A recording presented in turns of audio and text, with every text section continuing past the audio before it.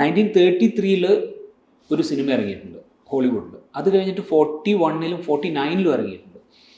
അത് കഴിഞ്ഞ് പിന്നെ വരുന്നത് 80s-ലാണ്, പിന്നെ 90s-ലും 2000-ലും വന്നിട്ടുണ്ട്. അതായത് ഇത്രയും തവണ, അതായത് എനിക്ക് തോന്നുന്നു ഒരു 6-7 തവണ റിപ്പീറ്റ് ചെയ്യപ്പെട്ട ഒരു സബ്ജക്റ്റാണ് പവി കാർട്ടിക്.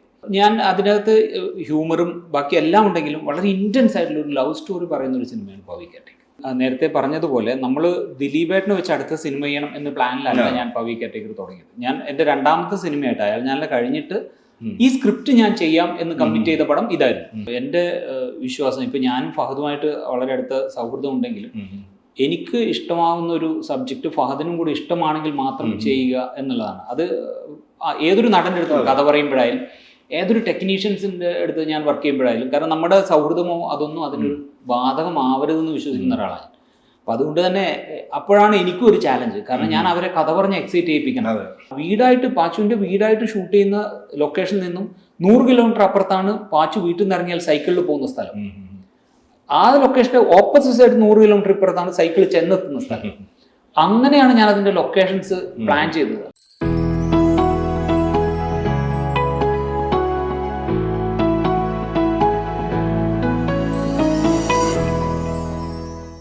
ഹലോ വിനീതേട്ടാ, welcome to the show. Thank U.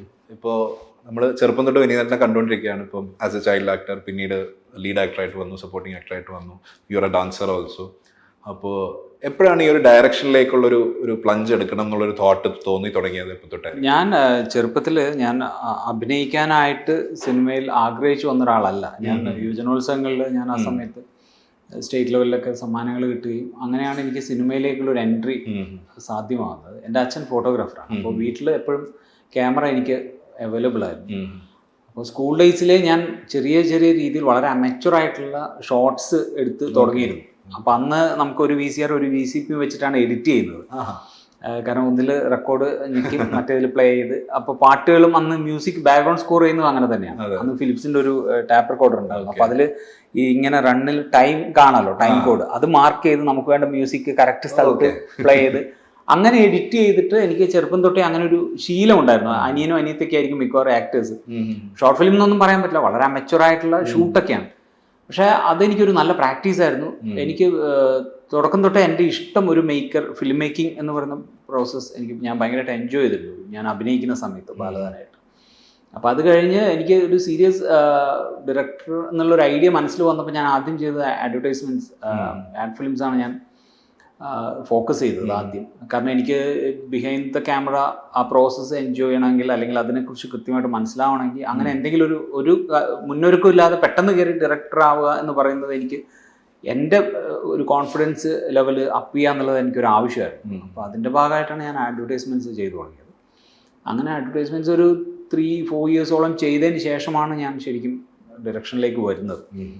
ഞാൻ ആദ്യം ചെയ്ത ആഡ് ആക്ച്വലി ഫഹദ് എന്ന എൻ്റെ അടുത്ത് നമ്മൾ നിരന്തരം സിനിമ ചർച്ച ചെയ്യുന്ന ഒരു സുഹൃത്തായിരുന്നു. അപ്പോൾ ഞാൻ ചെയ്ത ആഡ് ഫഹദിനാണ് ഞാൻ ഫസ്റ്റ് കാണിച്ചു കൊടുക്കുന്നത്. അപ്പോൾ ഫഹദ് കണ്ട ഉടനെ എൻ്റെ അടുത്ത് പറഞ്ഞത് ഒരു സിനിമ നമുക്ക് ചെയ്യാം, നീ പ്ലാൻ ചെയ്യും. അപ്പോൾ ഞാൻ പറഞ്ഞു ഇല്ല, ഞാൻ തുടങ്ങിയതേ ഉള്ളൂ, ഇനി കുറച്ചുകൂടെ എനിക്കൊരു സമയം വേണം എന്നൊക്കെ പറഞ്ഞ് അങ്ങനെ നിൽക്കുമ്പോഴാണ് പിന്നീട് കുറച്ച് കാലം കഴിഞ്ഞപ്പോൾ രഞ്ജിയേട്ടൻ അതേ പരസ്യം ഒരു ദിവസം ഫ്ലാറ്റിൽ ഞങ്ങൾ കുറച്ച് നേരം സംസാരിച്ചിരുന്നപ്പോൾ നീ എന്ത് ചെയ്യുന്നു എന്ന് ചോദിച്ചപ്പോൾ ഞാനൊരു പരസ്യം ചെയ്തിരുന്നു പറഞ്ഞ് കാണുകയും, പിന്നീട് എൻ്റെ ആദ്യത്തെ സിനിമ സംഭവിക്കുന്നത് രഞ്ജിയേട്ടൻ്റെ പ്രൊഡക്ഷനിൽ തന്നെയാണ്. കാരണം രഞ്ജിയേട്ടൻ്റെ ബ്രദറിൻ്റെ അടുത്ത് എനിക്ക് അഡ്വാൻസ് ചെയ്യാൻ പറയുന്നത്. ആഫ്റ്റർ അതെ അഡ്വാൻസ് ചെയ്ത് ഒരു 2 ഇയേഴ്സ് കഴിഞ്ഞിട്ടാണ് ശരിക്കും ഞങ്ങൾ ആ സിനിമ ഷൂട്ട് തുടങ്ങിയത്. അയാൾ ഞാനല്ല. അത് ആദ്യം എൻ്റെ അടുത്ത് ഇങ്ങോട്ട് ഓഫർ തന്ന ഫഹദ് തന്നെ അതിനകത്ത് നായകനായി വന്നു എന്നുള്ളത് എനിക്ക് ഭയങ്കര ഹാപ്പിയായിരുന്നു. കാരണം നമ്മുടെ ഒരു സൗഹൃദം നിലനിൽക്കുന്നതുകൊണ്ട് എനിക്ക് ആ സിനിമ ഷൂട്ട് ചെയ്യുക എന്ന് പറയുന്ന ആ പ്രോസസ്സ് ഭയങ്കര ഈസിയായിരുന്നു. ഇപ്പോൾ ഈ സിനിമയിലേക്ക് പവി കാർട്ടിക്കിലേക്ക് എങ്ങനെയാണ് എത്തിയത്? ഇപ്പോൾ തൊട്ട് മുമ്പ് ചെയ്തത് വളരെ ഡിഫറെൻ്റ് ആയിട്ടുള്ളൊരു വേറെ തന്നെ ഒരു ജോണറിലുള്ള സിനിമയാണ്. അത് കഴിഞ്ഞിട്ട് ഇത് അഗൈൻ കുറേ കൂടെ കമേഴ്ഷ്യലാണ്, കുറേ കൂടെ ഒരു ലൈറ്റ് ഹാർട്ടഡ് ഫിലിമാണ്. ഞാൻ അയാൾ ഞാനെല്ലാം കഴിഞ്ഞ ശേഷം ഞാൻ 2018 ലാസ്റ്റിലാണ് ശരിക്കും ഈ കഥ കേൾക്കുന്നത്, പവി കാർട്ടിക് എന്ന് പറയുന്നത്. അപ്പോൾ ഞാൻ ആ കഥ കേട്ട ശേഷം എനിക്ക് ആ സിനിമ ഞാൻ എൻ്റേതായിട്ടുള്ളൊരു നെറേറ്റീവ് ഞാൻ അതിനുണ്ടാക്കിയിരുന്നു. എനിക്ക് ഇങ്ങനെ പറയാം ഈ കഥ എന്നുള്ള ഒരു രീതിയിൽ. അപ്പോൾ രാജേഷുമായിട്ട് അത് ഡിസ്കസ് ചെയ്യുന്നതിന് മുമ്പ് തന്നെ ഞാൻ രാജേഷിൻ്റെ അടുത്ത് ചോദിച്ചു ആരാണ് ആക്ടറായിട്ട് രാജേഷ് കൺസീവ് ചെയ്തിട്ടുള്ളത് ചോദിച്ചു. അപ്പോൾ രാജേഷ് ദിലീപേട്ടൻ്റെ പേര് പറയുന്നു. അങ്ങനെ ഞാൻ ഈ കഥ ആദ്യം പറയുന്നത് ലാലുവേട്ടൻ്റെ അടുത്താണ്, ലാൽ ജോസ്. അപ്പോൾ ലാലുവേട്ടൻ്റെ അടുത്ത് കഥ പറഞ്ഞു കഴിഞ്ഞ ശേഷം ലാലുവേട്ടൻ അത് ഞാൻ അല്ലാതെയും ഞങ്ങൾ പലപ്പോഴും ഒരുമിക്കുന്ന സമയങ്ങളിലൊക്കെ ലാലേട്ടനായിട്ട് സിനിമ ഡിസ്കഷൻസ് ഉണ്ടാവാറുണ്ട്. അദ്ദേഹത്തിൻ്റെ കഥകൾ എൻ്റെ അടുത്ത് പറയാറുണ്ട് പലപ്പോഴും. അങ്ങനെ സിനിമകളെ കുറിച്ചിട്ട് ജനറൽ ആയിട്ടുള്ളൊരു സംസാരം, അങ്ങനെ എല്ലാ കഥകളും പറയാന്നുള്ളതല്ല. അപ്പം അങ്ങനെ ഒരു ദിവസം ഞാൻ വിളിച്ചിട്ടാണ് എനിക്കൊരു കഥ പറയണമെന്ന് പറയുന്നു. ഈ കഥ ഞാൻ പറയുന്നു. അത് കഴിഞ്ഞതിന് ശേഷം അദ്ദേഹം ചോദിക്കുന്നു ആരാണ് ഇതിനകത്ത് കാസ്റ്റിംഗ് ആരെയാണ് നീ ഉദ്ദേശിക്കുന്നതെന്ന് പറഞ്ഞു. ഞാനിങ്ങനെ ദിലീപേട്ടനാണെന്ന് പറഞ്ഞപ്പോൾ അദ്ദേഹം വളരെ പോസിറ്റീവായിട്ട് എൻ്റെ അടുത്ത് പറഞ്ഞു. കാരണം അത് ഏറ്റവും ആപ്റ്റ് ആയിട്ടുള്ളൊരു നടൻ ദിലീപാണ്. അപ്പോൾ അത് നമുക്ക് ഇത്രയും എക്സ്പീരിയൻസ് ആയിട്ടുള്ള ഒരു ഡയറക്ടറും കൂടെ നമുക്ക് പറയുമ്പോൾ അത് ഭയങ്കര സന്തോഷം തോന്നി. അങ്ങനെ ലാലുവേട്ടൻ അപ്പം തന്നെ ഡയറക്റ്റായിട്ട് ദിലീപേട്ടനെ വിളിച്ചിട്ട് പറഞ്ഞതാണ്, ഞാനിങ്ങനെ ഒരു കഥ കേട്ടു, വിനീതാണ് വന്ന് പറഞ്ഞത്, എനിക്ക് ഭയങ്കര ഇഷ്ടമായി, നീ ഒന്ന് കേട്ട് നോക്ക്. അങ്ങനെ ഞാൻ ആലപ്പുഴയിലുള്ള ലൊക്കേഷനിലേക്ക് ദിലീപേട്ടൻ ലൊക്കേഷനിലായിട്ട് നേരത്തെ വർക്ക് ചെയ്തിട്ടില്ല. ഇല്ല, ഞങ്ങൾ സിനിമയിൽ വർക്ക് ചെയ്തിട്ടില്ല, അല്ലാതെ ഷോസ് ഞങ്ങളുടെ അമ്മയുടെ പ്രോഗ്രാംസിലും പിന്നെ അതല്ലാതെയും ഒക്കെ ഞങ്ങൾ മീറ്റ് ചെയ്തിട്ടുണ്ട്, ഒരുമിച്ച് അങ്ങനെ വർക്ക് ചെയ്തിട്ടുണ്ട്. ഫിലിമിന് വേണ്ടിയിട്ട് വർക്ക് ചെയ്തില്ല, ഞാൻ അഭിനയിച്ചിട്ടില്ല അദ്ദേഹത്തിൻ്റെ പടങ്ങളിൽ. മുമ്പ് മീനത്തിൽ താലിയിട്ട് എന്ന് പറയുന്ന പടത്തിൽ എനിക്ക് അഭിനയിക്കാൻ ആ പ്രായത്തിൽ എനിക്കൊരു ഓഫർ ഉണ്ടായിരുന്നു. അന്ന് എനിക്ക് ഷൂട്ടിന് പോകാൻ അറ്റൻഡ് ചെയ്യാൻ പറ്റില്ല, എൻ്റെ ഡേറ്റ്സ് വെച്ചിട്ട്. അതല്ലാതെ ഞങ്ങൾക്ക് ഒരിക്കലും അഭിനയിക്കാനുള്ള ഒരു അവസരം, ഒരുമിച്ച് വർക്ക് ചെയ്യാനുള്ള അവസരം കിട്ടി. ഒരു പേഴ്സണൽ ബന്ധം ഒന്നുമില്ല. അപ്പോൾ പിന്നെ മാത്രമല്ല, ഞാൻ എന്താണെന്നറിയോ, എൻ്റെ വിശ്വാസം, ഇപ്പം ഞാനും ഫഹദുമായിട്ട് വളരെ അടുത്ത സൗഹൃദം ഉണ്ടെങ്കിലും എനിക്ക് ഇഷ്ടമാവുന്ന ഒരു സബ്ജക്റ്റ് ഫഹദിനും കൂടി ഇഷ്ടമാണെങ്കിൽ മാത്രം ചെയ്യുക എന്നുള്ളതാണ്. അത് ഏതൊരു നടൻ്റെ അടുത്ത് കഥ പറയുമ്പോഴായാലും ഏതൊരു ടെക്നീഷ്യൻസിൻ്റെ അടുത്ത് ഞാൻ വർക്ക് ചെയ്യുമ്പോഴായാലും, കാരണം നമ്മുടെ സൗഹൃദമോ അതൊന്നും അതിനൊരു ബാധകമാവരുതെന്ന് വിശ്വസിക്കുന്ന ഒരാളാണ്. അപ്പം അതുകൊണ്ട് തന്നെ അപ്പോഴാണ് എനിക്കും ഒരു ചാലഞ്ച്, കാരണം ഞാൻ അവരെ കഥ പറഞ്ഞ് എക്സൈറ്റ് ചെയ്യിപ്പിക്കണം എന്നുള്ളൊരു സാധനമുണ്ട് എനിക്ക്. അപ്പോൾ ഇത് ആദ്യം ഞാൻ ഈ കോൺഫിഡൻസ് ബിൽഡ് ചെയ്യുന്നത്, ഞാനൊരു സിനിമയുടെ കഥ ആദ്യമായിട്ട് പറയുന്നത് ശ്രീനിയേട്ടൻ്റെ അടുത്താണ്. ഓക്കെ. അപ്പോൾ ശ്രീനിയേട്ടൻ്റെ അടുത്ത് കഥ പറയുക എന്ന് പറയുന്നത് നമുക്കൊരു ചാലഞ്ചാണ്, മനസ്സിലായി. ഇത്രയും സിനിമകൾ അല്ലെങ്കിൽ ഇങ്ങനെ കഥകൾ ഉണ്ടാക്കി, അപ്പം അദ്ദേഹത്തെ കഥ പറഞ്ഞ് എൻഗേജ് ചെയ്യിപ്പിക്കുക. അത് കഴിഞ്ഞ് രഞ്ജിയേട്ടൻ്റെ അടുത്താണ് പിന്നീടുള്ള ഈ അയാൾ ഞാനിലേക്ക് മുമ്പ് ഞാൻ പടം കമ്മിറ്റ് ചെയ്ത ശേഷം ഞാനൊരു 3-4 സബ്ജക്റ്റുകൾ രഞ്ജിയേട്ടനായിട്ട് ഞാൻ ഡിസ്കസ് ചെയ്ത്. അപ്പോൾ അദ്ദേഹം എനിക്ക് ഇരുന്ന് തരും, കഥ മുഴുവൻ കേൾക്കാൻ ഇരുന്ന് തരും, അദ്ദേഹത്തിൻ്റെ അഭിപ്രായങ്ങൾ പറയും. അപ്പോൾ ഇതൊക്കെ നമ്മളുടെ തന്നെ ഒരു കോൺഫിഡൻസ് ബിൽഡ് ചെയ്യുന്ന ഒരു പ്രോസസ്സാണ് എന്നെ സംബന്ധിച്ചിടത്തോളം. അപ്പം അത് കഴിഞ്ഞ് ഞാൻ നേരത്തെ പറഞ്ഞ പോലെ ദിലീപേട്ടൻ്റെ അടുത്ത് കഥ പറയുമ്പോൾ പറയുന്ന ഓരോ പോയിന്റിലും ഞാൻ നോക്കുന്നത് അദ്ദേഹം എത്രമാത്രം ഇതിനകത്ത്, അത് നമുക്കൊരു റീഡിങ് ഉണ്ടാവും ഒരു ആക്ടറിൻ്റെ അടുത്ത് കഥ പറയുമ്പോൾ. അപ്പോൾ അദ്ദേഹത്തെ എക്സൈറ്റ് ചെയ്യിപ്പിക്കുക എന്നുള്ളതായിരുന്നു. അത് വളരെ സക്സസ്ഫുൾ ആയിട്ട് ചെയ്യാൻ പറ്റി. അപ്പോൾ ഫസ്റ്റ് കഥ പറച്ചിലിൽ തന്നെ അദ്ദേഹം സിനിമ കമ്മിറ്റ് ചെയ്യുകയും ഈ സിനിമ ഞാൻ പ്രൊഡ്യൂസ് ചെയ്യാമെന്ന് പറയുകയും, അങ്ങനെയാണ് പവി കെയർടേക്കർ തുടങ്ങുന്നത്. ദിലീപേട്ടൻ്റെ ഒരു സ്ട്രോങ് ഫോർട്ടിയാണ്, എപ്പോഴും ഒരു സ്ട്രോങ് ഫോർട്ടിയാണ് കോമഡി. അപ്പോൾ ഇതിൽ കുറച്ച് നാളായിട്ട് അദ്ദേഹം കൂടുതലും സീരിയസ് സിനിമകളാണ് ചെയ്യുന്നത്. അത് കഴിഞ്ഞ 2-3 സിനിമകൾ അത്ര നന്നായിട്ട് പോയിട്ടില്ലായിരുന്നു. അപ്പോൾ തിരിച്ച് പുള്ളിയുടെ ഫേവറേറ്റ് ജോണറിലേക്ക് തിരിച്ചു കൊണ്ടുവരികയാണ്. അപ്പോൾ എങ്ങനെയായിരുന്നു ഈ ഒരു how was it making Dileep ഈ ഒരു ജോണറിലേക്ക് വീണ്ടും തിരിച്ചുകൊണ്ട്? ഞാൻ എന്താണെന്നറിയോ, ഞാൻ നേരത്തെ പറഞ്ഞതുപോലെ നമ്മൾ ദിലീപേട്ടനെ വെച്ച് അടുത്ത സിനിമ ചെയ്യണം എന്ന പ്ലാനിലല്ല ഞാൻ പവി കെയർടേക്കർ തുടങ്ങിയത്. ഞാൻ എൻ്റെ 2ാമത്തെ സിനിമയായിട്ട് അയാൾ ഞാൻ കഴിഞ്ഞിട്ട് ഈ സ്ക്രിപ്റ്റ് ഞാൻ ചെയ്യാം എന്ന് കമ്മിറ്റ് ചെയ്ത പടം ഇതായിരുന്നു. പക്ഷെ എനിക്കറിയില്ല ഇതാണ് എൻ്റെ 2ാമത്തെയോ അല്ലെങ്കിൽ 3ാമത്തെയോ പടമെന്ന് അറിയില്ല. പക്ഷേ ഈ സിനിമ ഞാൻ ചെയ്യും എന്ന് പറയുകയും ദിലീപേട്ടനായിട്ട് കമ്മിറ്റ് ചെയ്യുകയും ചെയ്തു. അപ്പോൾ കമ്മിറ്റ് ചെയ്യുന്ന സമയത്ത് എനിക്ക് ഈ ക്യാരക്ടർ ചെയ്യാൻ ഏറ്റവും ആപ്റ്റായിട്ടുള്ള നടൻ ദിലീപേട്ടനാണ് എന്നുള്ളതിനപ്പുറത്ത് ദിലീപേട്ടൻ്റെ പോസിബിലിറ്റീസ് യൂസ് ചെയ്യണം അല്ലെങ്കിൽ ഹ്യൂമറിനെ യൂസ് ചെയ്യണം, അതൊന്നും ആ സമയത്ത് ഞാൻ ആലോചിച്ചിട്ടില്ല. പക്ഷേ ഇപ്പോൾ സിനിമ കംപ്ലീറ്റ് ആയപ്പോൾ എനിക്ക് അതിനകത്ത് ദിലീപേട്ടൻ എന്ന് പറയുന്ന ഒരു ആക്ടറിനെ അല്ലാതെ വേറൊരു ആക്ടറിനെ എനിക്കിപ്പോൾ പ്ലേസ് ചെയ്യാൻ പറ്റുന്നില്ല. കാരണം അന്നും ഞാൻ ആ കഥ വായിച്ചപ്പോഴും നമ്മൾ സ്ക്രീൻ പ്ലേയുടെ എല്ലാ സ്റ്റേജിലും ഇതൊരു കംപ്ലീറ്റ് ദിലീപ് ഷോ ആണെന്ന് ഞങ്ങൾക്ക് ബോധ്യമുണ്ടായിരുന്നു അത് ചെയ്തു വരുമ്പോൾ. കാരണം ഒരു ആക്ടർ എന്നുള്ള രീതിയിൽ അദ്ദേഹത്തിൻ്റെ എല്ലാ പോസിബിലിറ്റീസും ഈ ക്യാരക്ടറിൽ നമുക്ക് കാണാൻ പറ്റിയിരുന്നു. അപ്പോൾ അത് വളരെ രസകരമായിട്ട് അദ്ദേഹം നമുക്ക് പെർഫോമൻസിലൂടെ നമുക്ക് ഭയങ്കര ഹാപ്പി ആയിരുന്നു അദ്ദേഹത്തിൻ്റെ വർക്ക് വൈസ്. കാരണം ഇതുവരെ കണ്ടിട്ടില്ലാത്ത ദിലീപേട്ടനെ, അതായത് ഒരു പവിത്രനെ കൃത്യമായിട്ട് ഞങ്ങൾക്ക് വരച്ചു തരാൻ ദിലീപേട്ടനെ കൊണ്ട് പറ്റിയിട്ടുണ്ട്. എന്നാൽ നമ്മുടെ ദിലീപേട്ടനിൽ ഇഷ്ടമുള്ള കുറേ എലമെന്റ്സ് പല ഘട്ടങ്ങളിലും സിനിമയിൽ വന്നു പോകുന്നുണ്ട്. അപ്പോൾ അതിനോട് കണക്ട് ചെയ്ത് തന്നെ ഇപ്പോൾ ഈ ഒരു ജോണർ എന്ന് പറയുന്നത് ഇപ്പോൾ കുറച്ച് നാളായിട്ട് മലയാളത്തിൽ കുറേ റിയലിസ്റ്റിക് സിനിമകളായിരുന്നു, ഒരു ഫേസ് ആയിരുന്നു. ഇപ്പോൾ വിനീതേട്ടൻ തന്നെ ഡിയർ ഫ്രണ്ട് എന്ന് പറയുന്ന സിനിമ ആ ഒരു സ്പേസിൽ ചെയ്തു. പക്ഷേ ഈ ഒരു ടൈം പീരീഡിൽ ഇപ്പോൾ ഈ സിനിമയും പ്ലാൻ ചെയ്തിട്ട് കുറച്ച് വർഷങ്ങളായിരുന്നു. നമ്മുടെ കൈൻഡ് ഓഫ് കോമഡി, ഇപ്പോൾ ദിലീപേട്ടൻ്റെ കൈൻഡ് ഓഫ് കോമഡിയൊക്കെ മാറി വേറെ രീതിയിലായി. പക്ഷേ ഇപ്പോൾ കുറച്ച് കഴിഞ്ഞപ്പോൾ എല്ലാവർക്കും റിയലിസ്റ്റിക് സിനിമ മടുത്തു, അതിനെ പ്രകൃതി പടങ്ങൾ എന്നൊക്കെ പറഞ്ഞ് കളിയാക്കാൻ തുടങ്ങി. അപ്പോൾ എല്ലാവരും വീണ്ടും കൊതിക്കുകയാണ് അങ്ങനത്തെ പഴയ കല്യാണരാമനൊക്കെ പോലത്തെ ഒരു എൻ്റർടൈനേഴ്സ്, അല്ലെ കുറച്ചുകൂടി ലൈറ്റ് ഹാർട്ടഡ് ആയിട്ടുള്ള സിനിമകൾ വന്നു. അപ്പോൾ ഇതിൻ്റെ ഈ ഒരു പ്രോസസ്സിൽ, ഈ ഒരു വെയിറ്റിംഗ് പീരീഡിൽ എപ്പോഴെങ്കിലും ഒരു ആങ്സൈറ്റി തോന്നിയിട്ടുണ്ടോ? ഇങ്ങനെ സിനിമ വേറൊരു ജോണറിലേക്ക് ഷിഫ്റ്റ് ചെയ്ത് പോകുന്നു, എല്ലാവരും ത്രില്ലേഴ്സ് അല്ലെങ്കിൽ റിയലിസ്റ്റിക് ഫിലിംസിലേക്ക് പുറകിലേക്ക് പോകുന്നു എന്ന് പറയുമ്പോൾ?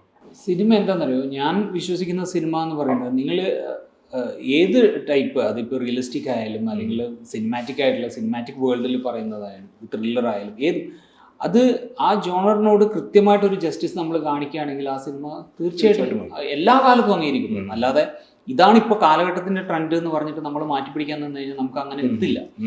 ഞാനെപ്പോഴും ഫോക്കസ് ചെയ്യുന്നത് എനിക്കിഷ്ടമുള്ള സിനിമകൾ ചെയ്യാന്നുള്ളതാണ്. ആ ഇഷ്ടമുള്ള സിനിമകൾ എന്ന് പറയുന്നത് ഞാൻ അൾട്ടിമേറ്റ്ലി ഒരു പ്രേക്ഷകനാണ്. ഞാൻ എല്ലാതരം സിനിമകളും കാണുന്ന ഒരു പ്രേക്ഷകനാണ്. ഞാൻ ഫെസ്റ്റിവൽസിലും അറ്റൻഡ് ചെയ്യുന്ന ഒരാളാണ്. അതുപോലെ കമേഴ്ഷ്യൽ ഫിലിംസും തിയേറ്ററിൽ ഫസ്റ്റ് ഡേ കാണാൻ ശ്രമിക്കുന്ന ഒരാളാണ്. ക്രൗഡിൻ്റെ കൂടെ ഇരുന്ന് സിനിമ കാണുന്ന ഒരു പ്രേക്ഷകനാണ്. അപ്പോൾ എനിക്കിഷ്ടമുള്ള സിനിമകളാണ് ഞാൻ ചെയ്യുന്നത്. ഇപ്പോൾ ഡിയർ ഫ്രണ്ട് ചെയ്യുന്ന സമയത്ത് എനിക്കറിയാം ഇത് തിയേറ്ററിൽ വളരെ കുറച്ച് ശതമാനം ആളുകൾക്ക്, കാരണം നമുക്കൊരു വ്യൂയിങ് കൾച്ചർ ഉണ്ട്. തിയേറ്ററിക്കൽ കൾച്ചർ ഡിഫറെൻ്റ് ആണ്. അപ്പോൾ എന്നാൽ ഫെസ്റ്റിവൽ കൾച്ചർ ടോട്ടലി ഡിഫറെൻ്റ് ആണ്. നമ്മൾ അതർ ലാംഗ്വേജ് സിനിമ കാണുന്നത് വേറൊരു ഫീൽഡിലാണ്. അപ്പോൾ അത്തരത്തിലൊരു വ്യൂയിങ് കൾച്ചറിന്റെ ഭാഗമായിട്ട് ഡിയർ ഫ്രണ്ട് തിയേറ്ററിക്കൽ വർക്ക് അല്ല എന്നുള്ളത് ഞാൻ ആദ്യമേ പ്രൊഡക്ഷനുമായിട്ട് ഡിസ്കസ് ചെയ്തിട്ടുണ്ട്. പക്ഷേ ഇത്തരം സിനിമകളും വേണം. നമുക്ക് ലളിതഗാനം ആസ്വദിക്കുന്ന പോലെ തന്നെയാണ് ഒരു ക്ലാസിക്കൽ ശാസ്ത്രീയ സംഗീതം. ശാസ്ത്രീയ സംഗീതം വളരെയധികം ഇഷ്ടപ്പെടുന്ന ഒരാൾ ചിലപ്പോൾ ലളിതഗാനം അത്രയും രസകരമായി കേട്ടൊന്നും വരില്ല. ലളിതഗാനം കൃത്യമായിട്ട് എപ്പോഴും ഇഷ്ടപ്പെടുന്ന ഒരാൾക്ക് ശാസ്ത്രീയ സംഗീത കച്ചേരികൾ എത്ര നേരം ഇരിക്കാൻ പറ്റും. പക്ഷേ എന്ന് വിചാരിച്ചിട്ട് അത് മോശമാണെന്നോ അല്ലെങ്കിൽ ഇത് നല്ലതാണെന്നോ നമുക്ക് പറയാൻ പറ്റില്ല. അപ്പോൾ അത്തരത്തിൽ സിനിമകളുടെ പല കാറ്റഗറി ഓഫ് സിനിമകളുണ്ട്. അതിൽ ഞാൻ അറ്റംപ്റ്റ് ചെയ്തൊരു സിനിമയാണ് ഡിയർ ഫ്രണ്ട്. ആ ഡിയർ ഫ്രണ്ട് അതിൻ്റെ പ്രേക്ഷകരിലേക്ക് എത്തിയത് അത് OTT-യിലേക്ക് വന്നപ്പോഴാണ്. ഇനിയും ആ സിനിമ ട്രാവൽ ചെയ്യുന്ന വിശ്വസിക്കുന്ന ഒരാളാണ്. അപ്പോൾ പവി കെയർടേക്കർ എന്ന് പറയുന്ന സിനിമ ചെയ്യുമ്പോൾ അത് 100% അതൊരു തിയേറ്ററിക്കൽ എക്സ്പീരിയൻസ് ആക്കാനാണ് ഞാൻ ശ്രമിച്ചിട്ടുള്ളത്. അത് അപ്പോഴേ എനിക്കൊരു ചാലഞ്ച് ഉള്ളൂ. ആസ് എ മേക്കർ എനിക്ക് അതിനകത്ത് എന്തെങ്കിലും, കാരണം ഈ സിനിമയുടെ ഞാൻ വളരെ ഓപ്പണായിട്ട് പറഞ്ഞു കഴിഞ്ഞാൽ 1933 ഒരു സിനിമ ഇറങ്ങിയിട്ടുണ്ട് ഹോളിവുഡിൽ. അത് കഴിഞ്ഞിട്ട് 41-ലും 49-ലും ഇറങ്ങിയിട്ടുണ്ട്. അത് കഴിഞ്ഞ് പിന്നെ വരുന്നത് 80s-ലാണ്, പിന്നെ 90s-ലും 2000-ലും വന്നിട്ടുണ്ട്. അതായത് ഇത്രയും തവണ, അതായത് എനിക്ക് തോന്നുന്നു ഒരു 6-7 തവണ റിപ്പീറ്റ് ചെയ്യപ്പെട്ട ഒരു സബ്ജക്റ്റാണ് പവി കെയർടേക്കർ. ഓക്കെ, അതിൻ്റെ പ്ലോട്ട്. അപ്പോൾ ഈ പ്ലോട്ട് ഞങ്ങൾ ആദ്യം സ്ക്രീൻ പ്ലേയുടെ ഒരു ഘട്ടത്തിലും ഞാൻ ഈ സിനിമകളൊന്നും കണ്ടിട്ടില്ല. ഓക്കെ, അത് കഴിഞ്ഞിട്ട് ഞാൻ സിനിമയുടെ എപ്പോഴും ചെയ്യുന്നൊരു ശീലം എന്ന് പറയുന്നത്, നമ്മളൊരു സിനിമ നമ്മുടെ ഒരു സബ്ജക്റ്റ് നമ്മൾ ലോക്ക് ആയി കഴിഞ്ഞാൽ സിമിലർ സബ്ജക്റ്റുകൾ വേറെ ഏതെങ്കിലും ലാംഗ്വേജിൽ ഇറങ്ങിയിട്ടുണ്ടോ നോക്കും. അത് 2 കാര്യം കൊണ്ടാണ്. ഒന്ന്, ഞാൻ കണ്ടിട്ടില്ലാത്ത അല്ലെങ്കിൽ നമ്മൾ പോയിട്ടില്ലാത്ത റൂട്ടിലേക്ക് ആ സിനിമ ട്രാവൽ ചെയ്തിട്ടുണ്ടോ എന്ന് അറിയണം. അങ്ങനെയാണെങ്കിൽ അതിൽ എന്തെങ്കിലും എനിക്ക് അഡോപ്റ്റ് ചെയ്യാൻ പറ്റുന്നില്ലെങ്കിൽ, അതിൽ നിന്ന് ഇൻസ്പയർ ആകാൻ പറ്റുന്നുണ്ടെങ്കിൽ അത് നോക്കണം. 2, അത് അങ്ങനെ തന്നെ നമ്മളിൽ വന്നിട്ടുണ്ടെങ്കിൽ അത് മാറ്റണം. അപ്പോൾ ഇത് രണ്ടും ഞാൻ ചെയ്യുന്നൊരു പ്രാക്ടീസാണ്. അപ്പോൾ അതിൻ്റെ ഭാഗമായിട്ട് ഞങ്ങളുടെ സ്ക്രീൻ പ്ലേ റൈറ്റിംഗ് കഴിഞ്ഞതിന് ശേഷമാണ് ഞാൻ ഈ ഒരു അന്വേഷണം തുടങ്ങുന്നത്. ഇതിൽ പല സിനിമകൾ കാണുന്നതും, അതിൽ ഈ 1933 സിനിമ കാണുന്നത് എൻ്റെ ഫസ്റ്റ് കോപ്പി ആയ ശേഷമാണ്. അതൊരു ബ്ലാക്ക് ആൻഡ് വൈറ്റ് സിനിമയാണ്. അപ്പോൾ ഈ സിനിമകളെല്ലാം കണ്ടിട്ട് എന്താണ് ഇതിൽ നിന്ന് എൻ്റെ സിനിമയ്ക്ക് പവി കെയർടേക്കറിന് എന്താണ് വ്യത്യാസം, അത് ഒരു വലിയ വ്യത്യാസമുണ്ട്. ഈ പറയുന്ന എല്ലാ സിനിമകൾ ചെയ്തതിൽ നിന്നും ഒരു വ്യത്യാസമുണ്ട്. ആ വ്യത്യാസം എന്ന് പറയുന്നത് ഭയങ്കര ചാലഞ്ചിങ് ആയിരുന്നു സ്ക്രീൻ പ്ലേയുടെ. കാരണം ഇത് എന്തുകൊണ്ട് ഇത്രയും തവണ ഇത് റിപ്പീറ്റ് ചെയ്യപ്പെട്ടു എന്ന് ചോദിച്ചു കഴിഞ്ഞാൽ ആ സബ്ജക്റ്റ് അത്രയും എൻ്റർടൈനിങ് ആണ്, എൻഗേജിങ് ആണ്. അതുകൊണ്ടാണ് അത് റിപ്പീറ്റിംഗ് വാല്യൂ ഉണ്ടാകുന്നത്. ആ റിപ്പീറ്റിംഗ് വാല്യൂ ഉണ്ടാകുമ്പോൾ തന്നെ അതിനകത്ത് വളരെ ചാലഞ്ചിങ് ആയിട്ടുള്ളൊരു ഒരു ഡീവിയേഷൻ ഞാൻ ഈ പവി കെയർടേക്കറിൽ ചെയ്തിട്ടുണ്ട്. അപ്പോൾ അത് ഞാനും രാജേഷും അതിഭീകരമായിട്ട് കഷ്ടപ്പെട്ടിട്ടുണ്ട് അത് അങ്ങനെ വർക്ക് ചെയ്ത് എടുപ്പിക്കാൻ വേണ്ടിയിട്ട്. ഇത് എത്രമാത്രം വർക്കായി എന്നുള്ളത് തിയേറ്ററിൽ എത്തിയാലേ എനിക്കറിയുള്ളൂ. പക്ഷേ as A director, as A maker, അതെനിക്ക് ഭയങ്കര എക്സൈറ്റിംഗ് ആയിരുന്നു ആ ചാലഞ്ച് എടുക്കുന്നത്. അപ്പോൾ അത് ഞാൻ അതിനകത്ത് ഹ്യൂമറും ബാക്കി എല്ലാം ഉണ്ടെങ്കിലും വളരെ ഇൻറ്റൻസ് ആയിട്ടുള്ള ഒരു ലവ് സ്റ്റോറി പറയുന്ന ഒരു സിനിമയാണ് പവി കെയർടേക്കർ. അപ്പം ഇതിൽ പുതിയ 5 നായികമാരെ ഇൻട്രൊഡ്യൂസ് ചെയ്യുകയാണ്. എങ്ങനെയാണ് ഇത് ആദ്യം മുതലേ ന്യൂ കമേഴ്സ് വേണം എന്ന് തന്നെ തീരുമാനിച്ചതെന്നാണോ, അതോ പിന്നീട് ഇപ്പം ആക്ടേഴ്സ് ശരിയാവാണ്ടുകൊണ്ട് ന്യൂ കമേഴ്സിലേക്ക് പോയതാണോ, അതോ ഈ ഒരു ഡിസൈനിൻ്റെ ഭാഗമായിട്ട് തന്നെ ഇത്രയും 5 പേര് വരുമ്പോൾ എന്തായാലും പുതിയ ആൾക്കാരെ ഇൻട്രൊഡ്യൂസ് ചെയ്യണം എന്നുള്ളൊരു പ്ലാൻ ആയിരുന്നു?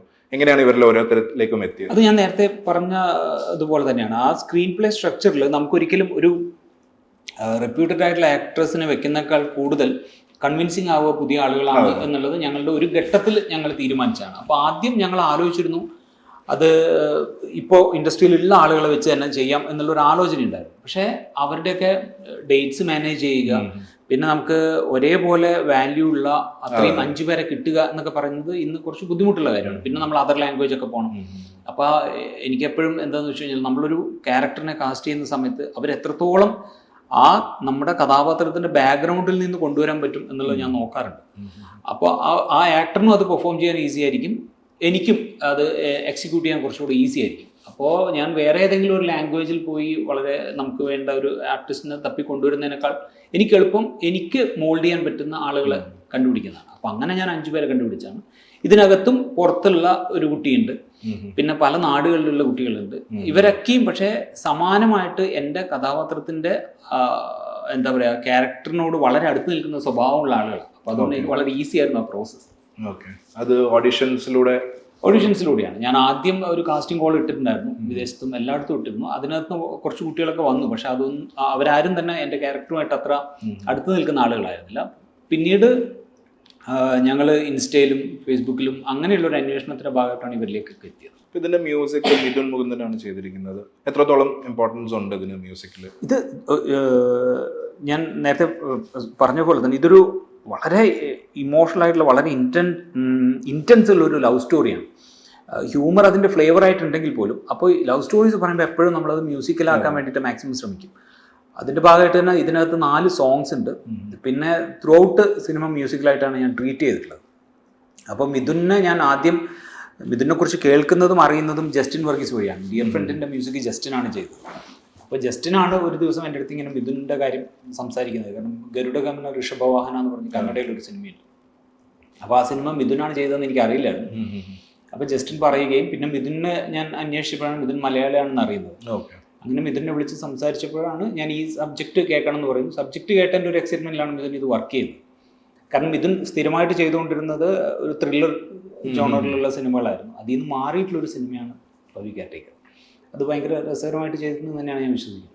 ഇപ്പോൾ വളരെ നേരത്തെ തന്നെ ഏറ്റവും മികച്ച കുറേ സിനിമകൾ, ഏറ്റവും ഐക്കോണിക് ആയിട്ടുള്ള സിനിമകളിലും അതിലെ ക്രൂ മെമ്പേഴ്സും ഡയറക്ടേഴ്സും ആക്ടേഴ്സിൻ്റെ കൂടെ വർക്ക് ചെയ്യാനുള്ളൊരു ഭാഗ്യം കിട്ടിയതാണ്. അപ്പോൾ ആ സമയത്ത് നേരത്തെ പറഞ്ഞ പോലെ തന്നെ ചൈൽഡ് ആയിരുന്നപ്പോൾ തന്നെ ഡയറക്ഷനിലേക്കുള്ളൊരു താല്പര്യം ഉണ്ടായിരുന്നു. അപ്പോൾ എങ്ങനെയായിരുന്നു ഈ സെറ്റിലുള്ള അഭിനയം കഴിഞ്ഞിട്ടുള്ള ഇടയിലുള്ള സമയങ്ങളിലൊക്കെ ഒബ്സർവേഷൻ ആയിരുന്നു കൂടുതൽ?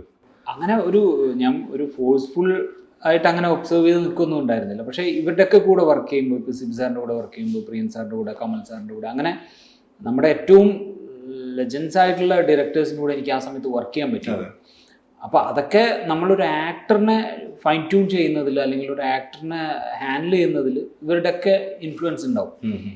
ബാക്കി ഞാനങ്ങനെ ഒരു ഡയറക്ടറിനെ ഞാൻ ഫോളോ ചെയ്തിട്ടില്ല എൻ്റെ മേക്കിംഗ് ഇതിനകത്ത്. കാരണം ഞാൻ തന്നെ എനിക്ക് ഏറ്റവും കംഫർട്ടബിൾ ആയിട്ടുള്ള ഒരു സ്ക്രിപ്റ്റ് കിട്ടിക്കഴിഞ്ഞാൽ അതെങ്ങനെ ഏത് രീതിയിൽ അതിനെ മേക്ക് ചെയ്യണം എന്നുള്ളത് ഞാൻ തന്നെ ഉണ്ടാക്കിയെടുക്കുന്ന ഒരു സ്റ്റൈലാണ്. സ്വയം ഡിസ്കവർ ചെയ്യുന്നത് അതാണ്. എനിക്ക് അങ്ങനെ ആ ഒരു പ്രോസസ്സ് ഞാൻ ഭയങ്കരമായിട്ട് എൻജോയ് ചെയ്യുന്ന ഒരാളാണ്. ഞാൻ വളരെ എന്താ പറയുക, ഒരു ടോട്ടലി ബൗണ്ടഡ് ആയിട്ടുള്ള ഒരു സ്ക്രിപ്റ്റ്. ഇപ്പം നേരത്തെ പറഞ്ഞതുപോലെ 2018 ഈ കഥ പറയുമ്പോൾ ഉള്ള സ്ക്രിപ്റ്റിൽ നിന്നും ഞങ്ങളൊരു 11ഓളം ഡ്രാഫ്റ്റുകൾ എഴുതിയിട്ടുണ്ട് ഈ പടം ഷൂട്ട് ചെയ്യുമ്പോഴേക്കും. എൻ്റെ അടുത്ത് ഞാൻ ഈ കഥ കമ്മിറ്റ് ചെയ്തിട്ട് രാജേഷിൻ്റെ അടുത്ത് ഞാൻ ചോദിച്ചു, രാജേഷ് ഇത് എഴുതാൻ എത്ര സമയം വേണം? അപ്പോൾ രാജേഷിൻ്റെ അടുത്ത് പറഞ്ഞു ഞാനൊരു 2 മാസം കൊണ്ട് ഇത് എഴുതി തീർക്കാം എന്ന് പറഞ്ഞിട്ടാണ് ഞങ്ങൾ 2019 മിഡ് ആകുമ്പോഴേക്കും ഞങ്ങളൊരു ഫ്ലാറ്റ് എടുക്കുന്നു. ആ ഫ്ലാറ്റിൽ വെച്ചിട്ട് 2 മാസം കൊണ്ട് എനിക്ക് സ്ക്രിപ്റ്റ് വരുന്നു. സ്ക്രിപ്റ്റ് തന്നതിന് ശേഷം ഞാൻ രാജേഷിൻ്റെ അടുത്ത് പറഞ്ഞു, ഇനി രാജേഷ് എനിക്കൊരു 3 ദിവസം എന്നെ ഡിസ്റ്റർബ് ചെയ്ത് ഞാൻ ഒറ്റയ്ക്ക് ഇരിക്കുകയാണ് എന്ന് പറഞ്ഞിട്ട് ഞാൻ ഇരുന്നിട്ട് 3-ാമത്തെ ദിവസം ഞാൻ പുറത്തിറങ്ങിയിട്ട് ഞാൻ മാർക്ക് ചെയ്ത ഓരോ പോയിന്റായിട്ട് രാജേഷിൻ്റെ അടുത്ത് പറയുകയാണ് എനിക്കിത് ഇങ്ങനെ മാറണം. അപ്പോൾ അത് ആദ്യം രാജേഷ് ഈ പറഞ്ഞ പോലെ തന്നെ 2 മാസം കൊണ്ട് എഴുതി തീർത്ത് പോവാം എന്ന് വിചാരിച്ച ആള് അവിടെ നിന്ന് ഒന്നും മുഖം മാറി. അപ്പോൾ ഞാൻ പറഞ്ഞു, ഇപ്പോൾ കേൾക്കുമ്പോൾ ചെറിയ രീതിയിൽ നിങ്ങൾ ഡിസ്റ്റർബ്ഡ് ആവും, അത് ഞാൻ ആലോചിക്കുന്നുണ്ട്, എനിക്ക് മനസ്സിലാവുന്നതാണ്, നാളെ രാവിലെ നമുക്ക് ഡിസ്കസ് ചെയ്യാം. പിറ്റേന്ന് രാവിലെ വന്നപ്പോൾ രാജേഷ് വളരെ പോസിറ്റീവായിട്ടാണ് എൻ്റെ അടുത്ത് പറഞ്ഞത്. നിങ്ങൾ പറഞ്ഞ കറക്ഷൻസ് ഒക്കെ നമുക്ക് പിടിക്കാം, അതിങ്ങനെ ചെയ്യാം, ഇങ്ങനെ ചെയ്യാം. പിന്നീട് അങ്ങോട്ട്, കാരണം അതിനു മുമ്പ് ഞങ്ങളുടെ ഇടയിൽ ഒരു സൗഹൃദമൊന്നും ഉണ്ടായിരുന്നില്ല, ഒരു റൈറ്റർ ഡയറക്ടർ എന്നുള്ള ബന്ധമായിരുന്നു. പിന്നീട് അങ്ങോട്ടുള്ള ഞങ്ങളുടെ യാത്രയിലാണ് ഞങ്ങളുടെ ഒരു അടുപ്പം ഉണ്ടാകുന്നത്. ആ സൗഹൃദത്തിൽ ഞാൻ പറയുന്നത് എന്തും എനിക്ക് 10 ഇരട്ടിയായിട്ട് തിരിച്ചു തരുന്ന ഒരു റൈറ്ററാണ് രാജേഷ്. അപ്പോൾ എനിക്ക് സംഭാഷണങ്ങളായിക്കോട്ടെ, സീനായിക്കോട്ടെ, അത് കൺസ്ട്രക്ട് ചെയ്യുന്നതായിക്കോട്ടെ, എല്ലാം. അപ്പോൾ ഞാൻ എൻ്റെ പ്രൊഡക്ഷൻ്റെ അടുത്ത് ഞാൻ ഇപ്പോൾ ഡിയർ ഫ്രണ്ട് ചെയ്തപ്പോഴും ഈ പടം ചെയ്യുമ്പോഴും ഞാൻ ഡിമാൻഡ് ചെയ്തിരുന്ന കാര്യം ഇതാണ്: എൻ്റെ റൈറ്റർ, എൻ്റെ എഡിറ്റർ, സ്പോട്ട് എഡിറ്റ് ചെയ്യുന്ന എഡിറ്റർ, എൻ്റെ സിനിമാറ്റോഗ്രാഫർ, എൻ്റെ അസോസിയേറ്റ്, ചീഫ് അസോസിയേറ്റ്, ഈ 4 പേരും എൻ്റെ ചുറ്റും ഉണ്ടാവണം. അപ്പോൾ അങ്ങനെയാണ് ഞങ്ങൾ താമസിക്കുന്നത്. കാരണം അതെൻ്റെ ഡിമാൻഡ് വേറൊന്നും കൊണ്ടല്ല. രാത്രി ഷൂട്ട് കഴിഞ്ഞ് വന്നതിന് ശേഷം എനിക്ക് അന്നത്തെ എഡിറ്റ് മുഴുവൻ കാണണം. 2, എനിക്ക് അതിനകത്ത് നിന്ന് എന്ത് മാറ്റമാണ് ഏത് നേരത്താണ് എൻ്റെ തലയിൽ വരിക എന്ന് എനിക്കറിയില്ല. അപ്പോൾ ഞാൻ ചിലപ്പോൾ നാളെ എടുക്കുന്ന സീനിൻ്റെ കറക്ഷൻ ഞാൻ പറയുന്നത് ഇതെല്ലാം കഴിഞ്ഞ് വന്ന് കിടക്കുമ്പോൾ 1 മണിക്കായിരിക്കും. അത് എനിക്ക് പിറ്റേന്ന് രാവിലെ രാജേഷ് എഴുതി തരും ആ ഡയലോഗ്. അത് രാവിലെ എഴുന്നേറ്റ് രാജേഷിൻ്റെ മുറി പോയിട്ട് കറക്റ്റ് ചെയ്തിട്ടാണ് ഞാൻ ലൊക്കേഷനിലേക്ക് പോകുന്നത്. അപ്പോൾ ഇത് എനിക്ക് ഓൺ ദ വേ ഞാനും DOPയും കൂടെ ഒരുമിച്ചായിരിക്കും ട്രാവൽ ചെയ്യുക. ആ DOPയോട് ഞാനിത് കമ്മ്യൂണിക്കേറ്റ് ചെയ്യും.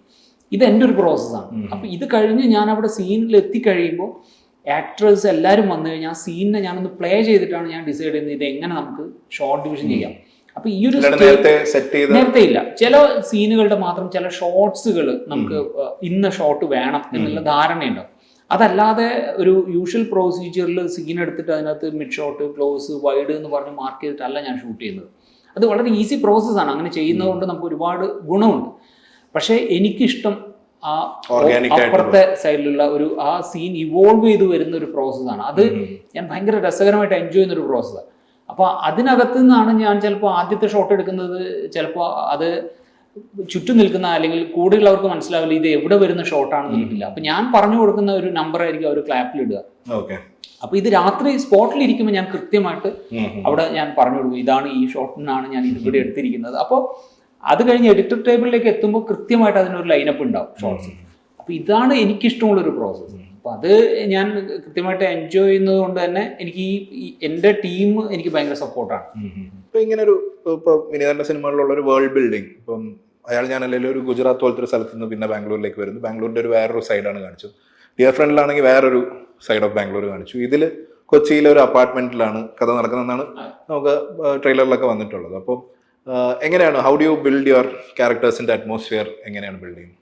അത് കഥ ഡിമാൻഡ് ചെയ്യുന്നിടത്ത് സംഭവിക്കുന്ന ഒരു കാര്യമാണ്. അത് നമ്മൾ ബോധപൂർവ്വം നമുക്കിനി ഇങ്ങനെ ഒരു പിടിക്കാം എന്ന് പ്ലാൻ ചെയ്തിട്ടല്ല. ജോഗ്രഫിയൊക്കെ ആ കഥയിലുണ്ടെങ്കിൽ മാത്രം സംഭവിക്കുന്ന. എനിക്ക് വർഷത്തിലൊരു യാത്ര, ഞാൻ എൻ്റെ കുട്ടിക്കാലം തൊട്ട് ഒരുപാട് യാത്രകൾ ചെയ്യുന്ന ഒരാളാണ്. അതെല്ലാം തന്നെ ഓൾറെഡി പ്ലാൻഡ് ആയിട്ടുള്ള യാത്രകളാണ്. ഞാൻ ചിലപ്പോൾ സ്റ്റേജ് ഷോസിനായിരിക്കും, ഷൂട്ടിങ്ങിനായിരിക്കും. അപ്പോൾ ഞാനൊരു സ്ഥലത്ത് നിന്ന് എത്തുമ്പോൾ അവിടെ എന്നെ റിസീവ് ചെയ്യാൻ അതിൻ്റെ മാനേജേഴ്സ് ഉണ്ടാവും, ഡ്രൈവേഴ്സ് ഉണ്ടാവും. അത് കഴിഞ്ഞ് ഷോ കഴിഞ്ഞ് തിരിച്ചു വരുമ്പോഴും എനിക്ക് അവിടെ ഹോട്ടലുണ്ടാവും. ഇങ്ങനെ നിന്ന് ഞാൻ ഒരു ഘട്ടത്തിലാണ് തീരുമാനിക്കുന്നത്, ഞാൻ ഒരുപാട് ട്രാവൽ ചെയ്തിട്ടുണ്ടെങ്കിലും ഇന്ത്യയുടെ പല ഏരിയയും ഞാൻ എക്സ്പ്ലോർ ചെയ്തിട്ടില്ല. അപ്പോൾ ഞാൻ ഒരു ദിവസം തീരുമാനിച്ചു ഇനി ഒറ്റയ്ക്കൊന്ന് ട്രാവൽ ചെയ്ത് നോക്കാം. അപ്പോൾ ആദ്യത്തെ 2 ദിവസം ഞാൻ കുറച്ച് പാനിക്കായിരുന്നു. കാരണം എന്നെ ഗൈഡ് ചെയ്യാൻ ആരുമില്ല, എന്നെ റിസീവ് ചെയ്യാൻ ആരുമില്ല.